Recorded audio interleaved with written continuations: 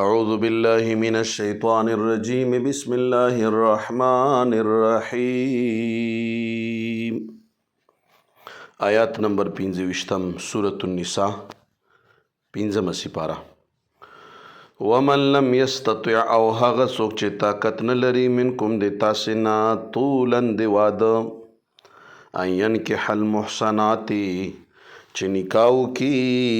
آزادو بیبیانو سره المؤمنات مؤمنین فمما ملکت ایمانکم بزنی هغه وینځي چې مالکان دي خلاصونه د تاسې من فتياتکم المؤمنات وینځي د تاسو مؤمنونه والله او الله تبارک وتعالى اعلم خپوهیږي بی ایمانکم د تاسو په ایمان باندې بعضکم من بعض زنی د تاسو د زنی نورو ندی فنکحوهن بس تاسې نکاح کوئ د زنانو سره باذن اهلهن په اجازت د مالکانو د دې زنانو د دغې وینځو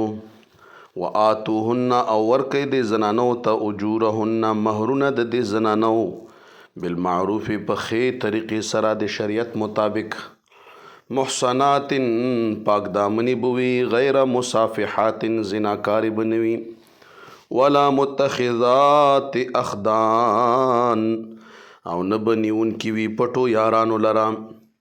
فاذا بس هر کلا احسن چواده کړي شي فان اتینا کچر تراغله دا وینځي بفاحشه په زنا باندې فعليهن بس په دې زنانو یعنی وینځو باندې نصف نیم هغه عذاب دی علی المحصنات چې په آزادو زنانو باندې وي مثال په تور باندې آزادو زنانو چې واده نه وي نو 100 کوړې دي نو وینځي دپاره 50 کوړې شوي د وینځو دپاره رجم چې دا نشته دی کوړې دي او که شادي شده آزاده زنانه وي چې وینځه نه وي نو هغې دپاره بیا رجم دی یعنې په تیږو بیا هغه پرې ولې چې ساتې نه وتلي